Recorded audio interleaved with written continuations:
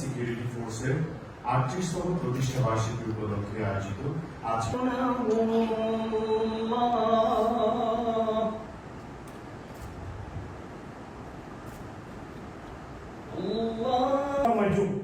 আর এই অন্ধকার থেকে জাতিকে উদ্ধার করার জন্য বিশেষ আলোকবর্তিকা হিসাবে 1981 সালের 17ই মে আবির্ভূত হয়েছিলেন জাতির পিতা বঙ্গবন্ধু শেখ মুজিবুর রহমানের কন্যা।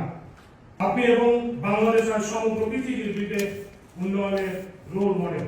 আপনি দিয়েছেন ডিজিটাল বাংলাদেশ এবং আমরা দৃঢ়ভাবে বিশ্বাস করি 2041 সালের মধ্যে বাংলাদেশ হবে আপনার স্বপ্নের উন্নত সমৃদ্ধ স্মার্ট বাংলাদেশ। আমরা জাতি হিসাবে আপনার কাছে চিরকৃতজ্ঞ। মাননীয় প্রধানমন্ত্রী, আপনার এই বন্ধুর পথ অতিক্রম করতে আপনাকে অনেক চড়াই উতরাই পার করতে হয়েছে।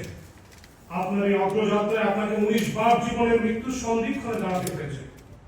জাতির পিতার অমর বাণী দাবায় রাখতে পারবা না, এই মূলমন্ত্রকে মনে ধারণ করে আপনি দৃঢ়চিত্তে ও সংকল্পের মাধ্যমে দেশকে এগিয়ে নিয়ে যাচ্ছেন। নিরন্তর চেষ্টা করে যাচ্ছে মহামান্য রাষ্ট্রপতি সহ আপনার এবং আপনার পরিবারের তথা জাতির পিতার পরিবারের সদস্যগণ এবং বিদেশি সরকার প্রধান এবং অতি গুরুত্বপূর্ণ ব্যক্তিগণের বাংলাদেশ সফরকালীন সময় যথাযথ নিরাপত্তা বিধানে বাংলাদেশের ভূ রাজনৈতিক প্রেক্ষাপট, আন্তর্জাতিক সন্ত্রাসবাদের বিরুদ্ধে আপনার সরকারের শক্ত অবস্থান এবং স্বাধীনতা বিরোধী অপশক্তির ক্রমাগত চক্রান্তের কারণে বর্তমানে অতি গুরুত্বপূর্ণ ব্যক্তিবর্গে বিশেষ করে আপনার নিরাপত্তার বিষয়টি অত্যন্ত স্পর্শকাতর এবং চ্যালেঞ্জিং হয়ে পড়েছে।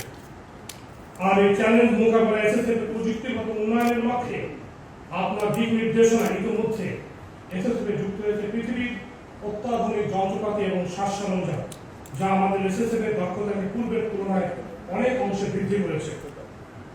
মাননীয় প্রধানমন্ত্রী, আপনার সানুগ্রহ দিক নির্দেশনায় দেশে বিদেশে বিভিন্ন স্বনামধন্য সংস্থার উন্নত প্রশিক্ষণ এসএসএফ এজেন্টদেরকে আরো বেশি দক্ষ ও আত্মবিশ্বাসী করে তুলেছে।